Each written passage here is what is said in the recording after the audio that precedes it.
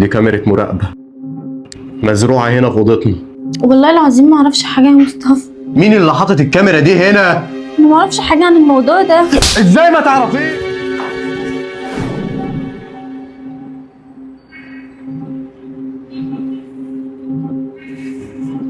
ايه ده؟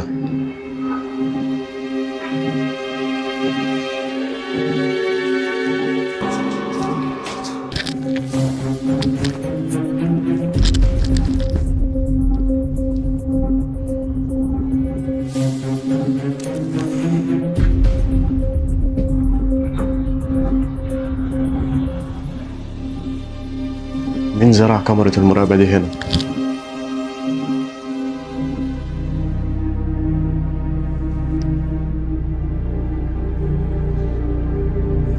يا سمر! خير يا مصطفى، بتزعق ليه؟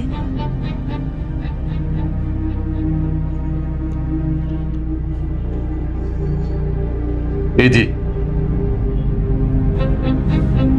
انا ما اعرفش. دي كاميرا مراقبة مزروعة هنا في أوضتنا. مين اللي حاطط الكاميرا دي هنا؟ والله العظيم ما اعرف، انا اول مره اشوف. يعني ايه ما تعرفيش؟ والله العظيم ما اعرفش حاجه يا مصطفى. مين اللي حاطط الكاميرا دي هنا؟ انا ما اعرفش حاجه عن الموضوع ده. ازاي ما تعرفيش؟ والله العظيم يا مصطفى انا بقول لك الحقيقه، ما اعرفش حاجه عن الموضوع ده. يا سلام! الكاميرا دي طلعت لوحدها فجأة كده. ما اعرفش حاجه والله. انا قلت لك إيه، طب يمكن الراجل بتاع الكهرباء هو اللي عملها. كهرباء ايه؟ واحد جه خبط عليا امبارح وقال لي ان هو محتاج يبص على الكهرباء. هو الكهرباء هيدخل يعمل صيانة في أوضة النوم مثلا؟ لا، هو دخل الاول بص في الصاله عند اللوحه، ودخل هنا أوضة النوم؟ بس انا على ما اعتقد ان مفيش كهرباء بايظه عندنا. هو بس فحص روتيني عشان نتأكد بس على سلامتكم. ماشي تمام، اتفضل. ماشي شكرا. طب معلش، هو اللوحة بتاعتكم فين هنا؟ على جنب هنا اهي. على جنب فين؟ اهي. ماشي تمام شكرا. طب معلش، ممكن استاذن حضرتك بس في كوباية مية؟ هو قال لي هاتيلي كوبايه ميه وبعد كده قال ماشي اتفضل يا باشمهندس الميه. ماشي شكرا. الله صحيح، هو اوضه النوم فين؟ ايه اللي انت بتقوله ده؟ انت مالك؟ اوضه النوم فين؟ انا اسف، انا عايز بس اعرف مكان اوضه النوم فين عشان اكمل شغلي بس. ايه علاقه شغلك باوضه النوم؟ مش فاهمه يعني. عشان حضرتك ظهر لي في اللوحة هنا ان في سلك مسرب في اوضه النوم، وانا لازم اعمله ضروري، وده عشان سلامتكم. طيب انا بعتذر جدا لسوء فهم، اتفضل. ماشي اتفضل. ماشي اتفضل، اوضه النوم اهي. معلش استاذنك بس نسيت شنطه العده بره، ممكن استاذنك تجيبها لي؟ ماشي يا حبيبي. ماشي اتفضل، الشنطه اهي. لا ده موضوع بسيط، ده كان بس سلك ملمس، مش محتاج شنطه العده وانا عملته. ماشي متشكرين قوي. عموما انا هبقى اجي من وقت للتاني كده ابص على الشقه عشان لو في اي مشكله ابقى اعملها. ماشي اتفضل. ماشي.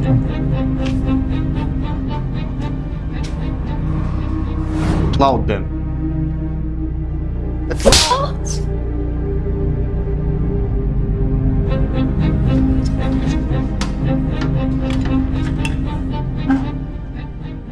ايه ده؟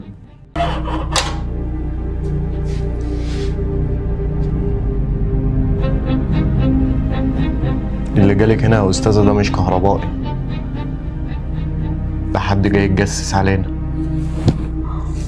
يعني ايه؟ بس ده كان باين عليه انه شخص عادي خالص. الموضوع ده يقلق. انا اسفه يا مصطفى، كانش قصدي والله. من هنا ورايح كل خطوه بحساب. يابا وسعي كده، انا ماشي. هو انت لحقت تقعد يا مصطفى عشان تمشي؟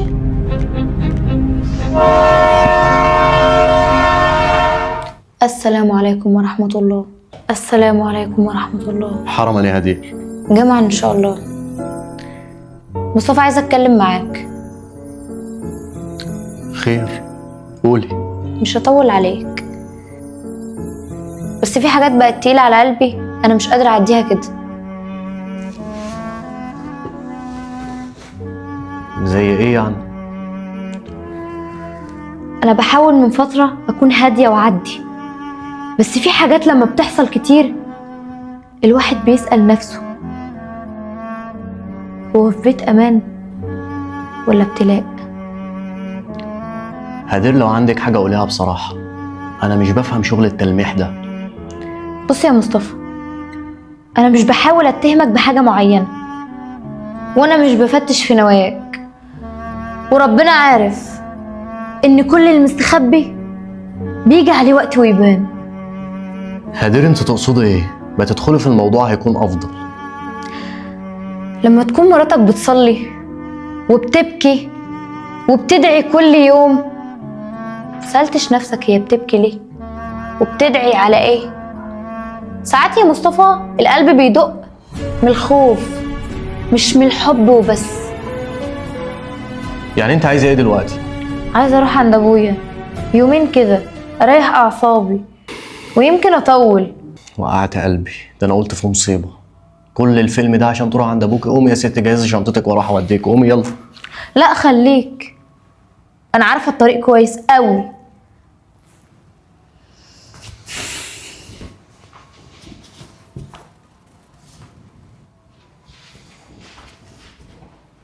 اما الستات دول عليهم شوية حوارات، بيحبوا الحنكشة. حسستني ان انا متهم. يلا خير.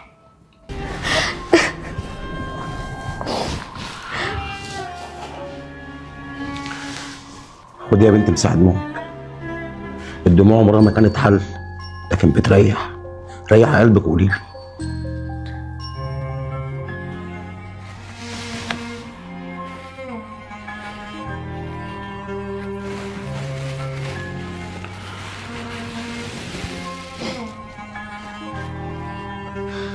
في حاجات لما بتحصل ما بيبقاش فيها راحة ولا طولة بال ولا حتى طولة عمر. صوتك فيه وجع يا هدير، وجع اللي شاب بعينيه وسكت بقلبه. هو سؤال واحد يا بنتي هسألهولك، جوزك متغير معاكي؟ يعني ما بقاش هو؟ ايوه متغير معايا، ما بقاش هو، بقى حد تاني معرفوش. ضحكته مش ليا، كلامه برضو مش ليا، حبه ما عادش ليا، حتى ما عدتش بحس معاه بالامان ولا راحه نفسيه. انا تعبانه قوي، انا مبقتش عارفه اعمل ايه، ما بقتش عارفه اخد قرار مع نفسي. عايزه اعيش في امان وراحه واستقرار، ما بقتش حاسه بكل ده. وباختصار كده يا بابا، ان كل ده ما بقاش ليا. ياه، كل ده ما بقاش ليكي؟ امال بقى لمين؟ هو ده السؤال اللي محيرني، مش عارفه يا بابا، مش عارفه. طب انت شفت حاجه؟ سمعتي حاجه؟ سمعت اللي يكفي وسكت عشان البيت ما يتهز. وصلوا الحلقة 50,000 لايك واعملوا شير عشان توصل لأكبر عدد ممكن من الناس. شجعونا ننزل التكملة في أسرع وقت، واللي ينفذ يصلي على النبي ويكتب تم في الكومنتات، ورأيكم يهمني جدا.